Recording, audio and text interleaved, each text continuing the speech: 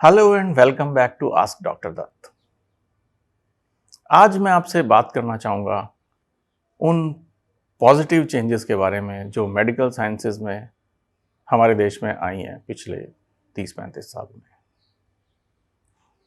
1987 में सफदरजंग हॉस्पिटल के medical emergency ward में जब मैं काम करता था, हार्ट पेशेंट को देने के लिए हमारे पास मॉर्फिन और ऑक्सीजन मास्क के अलावा कोई ट्रीटमेंट नहीं था।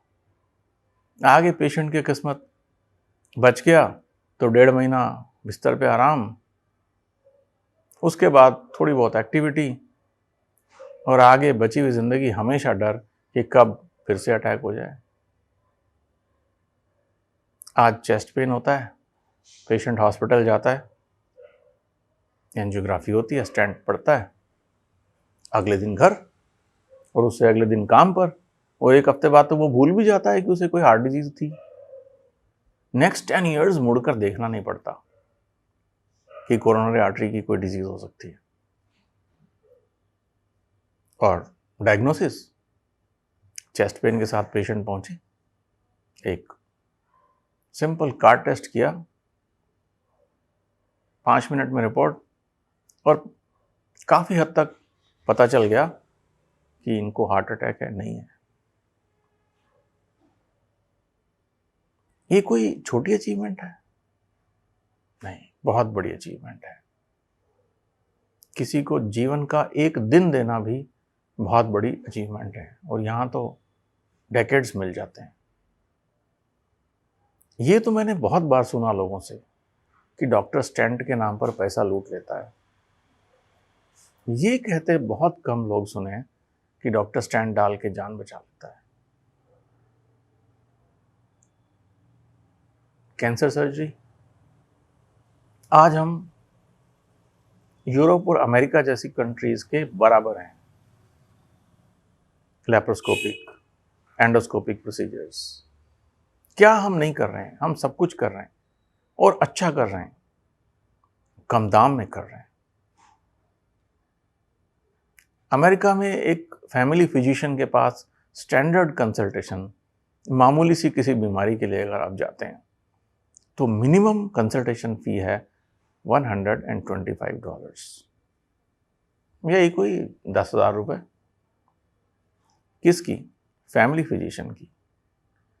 वही अगर आपको थोड़ी भी ज़्यादा प्रॉब्लम है और आपको ब्लड प्रेशर भी लेना पड़ा और आपका टेम्परेचर भी देखना पड़ा, एग्जामिन भी करना पड़ा, कोई छोटा मोटा ऑफिस टेस्ट भी करना पड़ा, तो वही कंसल्टेशन पहुंच जाती है $325। लेकिन हमारे यहाँ गुड़गांव के मोस्ट रिप्यूटेड कॉरपोरेट हॉस्पिटल के सीनियर मोस्ट कंसल्टेंट की फ़ी अगर 2,000 हो तो सबको प्रॉब्लम होती है। और एक कंपैरिजन देखें, यूएस में जो $125 कंसल्टेशन फ़ी पे कर रहा है, वो महीने में कमाता कितने डॉलर है? टैक्सेस के बाद $3-4 हज़ार। आप परसेंटेज देखिए, वो अपनी इनकम का कितना बड़ा परसेंटेज एक प्राइमरी फिजिशियन को मिनिमल चार्ज वाली कंसल्टेशन के लिए पे कर रहा है। उसके मुकाबले हमारे यहाँ जो 1 लाख रुपए कमाता है, अगर वो 2,000 देता है तो बहुत कम दे रहा है। ऐसे ही surgeries, laparoscopic gall bladder surgery अगर आप यूएस में कराते हैं तो मिनिमम $10,000 तो लग ही जाएंगे। यही कोई तकरीबन 7.5 लाख रुपए। यहाँ अगर हॉस्पिटल 1 लाख चार्ज करता है तो सबको शिकायत होती है। रिजल्ट्स यहाँ के बेटर हैं भाई। इस गलतफहमी में ना रहना कि वहाँ इलाज अच्छा होगा, ना, वो ज़माने बीत गए। हाँ, कुछ चीज़ें ज़रूर हैं, उनका शायद पेशेंट कंफर्ट प्रोटोकॉल थोड़ा बहुत बेहतर हो सकता है, पर उनके यहाँ उतना वर्कलोड नहीं, और वो पैसा कितना लेते हैं। आप यहाँ एक गॉल ब्लैडर सर्जरी के लिए किसी हॉस्पिटल को 7.5 लाख तो छोड़िए, बोले ठीक है हम सिर्फ 2.5 लाख रुपए देंगे, फिर देखो आपको कितना कंफर्ट मिलता है। ये सब चेंजेस कौन लाया? सरकार ने तो कोई अच्छे हॉस्पिटल खोले नहीं।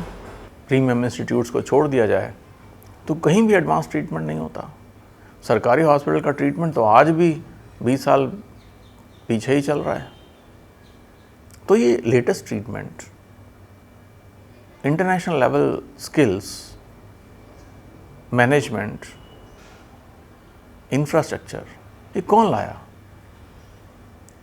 ये इंडिविजुअल डॉक्टर्स जो अपनी मेहनत और लगन की वजह से ये स्किल्स डेवलप कर पाए, और वो बिजनेसमैन जिन्होंने बहुत पैसा खर्च करके इंफ्रास्ट्रक्चर बनवाया, उन्हीं की बदौलत आज आपको international treatment fraction of cost पे नेक्स्ट डोर मिल जा रहा है। उसकी तारीफ तो कोई नहीं करता। क्या ये अनफेयर नहीं है? शुक्र मनाइए कि आप आज की दुनिया में हैं।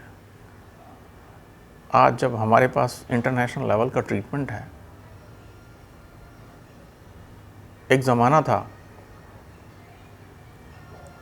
गॉलब्लैडर में स्टोन हो जाए, ये यहाँ से यहाँ तक का कट लगता था, 1 महीना बिस्तर पे बिताना पड़ता था। आज गॉलब्लैडर में स्टोन हो जाए, लैप्रोस्कोपिक सर्जरी होती है, अगले दिन घर, तीसरे दिन अपनी ड्यूटी पे। किडनी में स्टोन, यूरेटर में स्टोन, बड़े चैलेंजेस होते थे। एक छोटे से स्टोन को निकालने के लिए बहुत बड़ा ऑपरेशन करना पड़ जाता था, और फिर दोबारा हो जाए तो। आज यूरोलॉजिस्ट हैं, एंडोस्कोपी है, पेशेंट सुबह एडमिट होता है, दिन में उसका स्टोन निकल जाता है, अगले दिन अपने घर चला जाता है।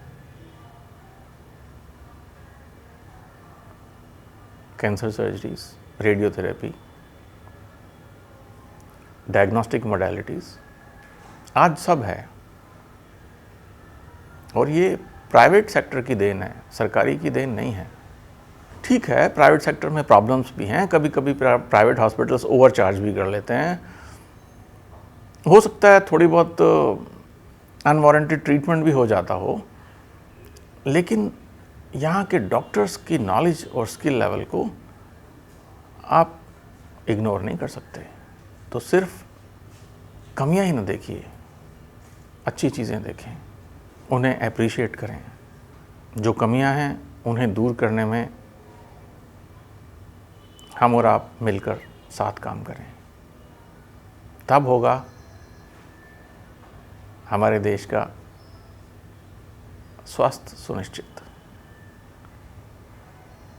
आज इतना ही, फिर मिलते हैं। तब तक के लिए स्टे हेल्दी।